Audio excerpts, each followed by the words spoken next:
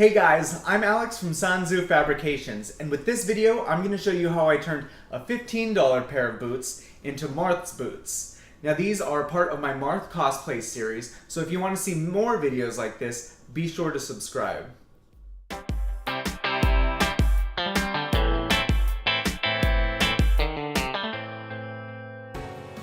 I should start off by saying there are many ways to do shoes for cosplay.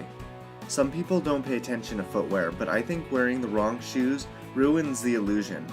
Some people buy character-specific shoes, and some will make covers for shoes they already own.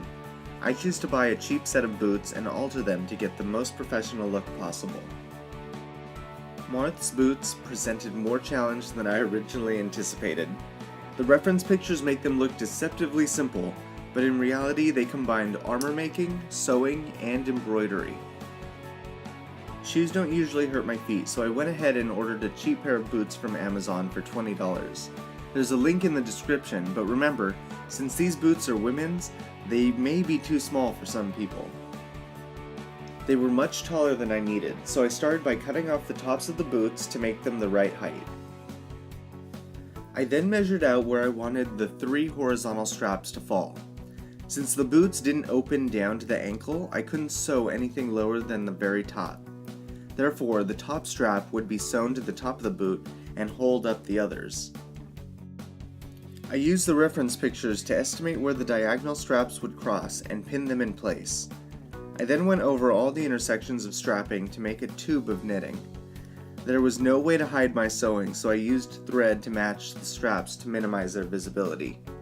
When all the strapping was complete, I stitched them onto the top of the boot. For the fabric portion, I measured out some rectangles of muslin for their look. Muslin, although visually similar to linen, is thin and flimsy. I fixed this by gluing it to tearaway stabilizer for embroidery. I did this with heat and bond light, so I could sew through it. Keep in mind, tearaway stabilizer isn't meant for this. You're supposed to be able to tear it off once its job is done. When I glued it to the muslin, I wasn't able to tear it, and it thickened up the fabric considerably, which is exactly what I wanted.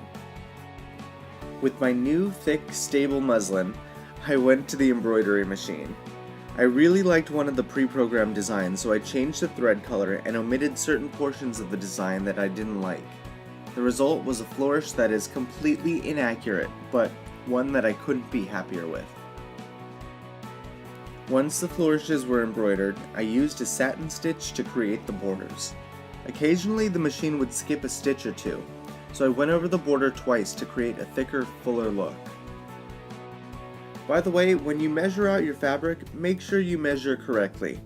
I had to go back and cut some of mine because I originally made them too long.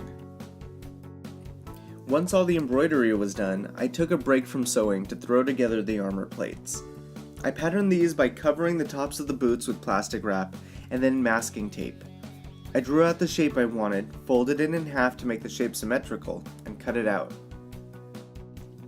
I then transferred the pattern to EVA foam, and I cut it out with an X-Acto Blade. I heated these with my heat gun and used a glass bowl to bend them into shape. When they cooled, I took them out to quickly Dremel the edges. I primed these with a coat of Plastidip and allowed it to dry. While my armor plates were drying, I carefully stitched the fabric portions onto the insides of the boot so they would fold over from the inside. I then went back to the armor pieces. I cut some dark brown straps and added Velcro to them. I removed the tape from the back of the armor and cemented on the straps. I then used a combination of finger painting and sponge painting to add silver to the armor plates. I also used a light gold acrylic paint to add highlights and dark brown to add some dirt. When the paint had dried, I sprayed them with the sealant. After the sealant had cured, I used the Velcro to strap them onto the boots. And now I'm finished! Don't be fooled though, it took me multiple attempts to get these boots right. As you can see, my first attempt and my final result are vastly different. The moral of the story? Never be afraid to redo a piece if you aren't happy with it. It can only get better.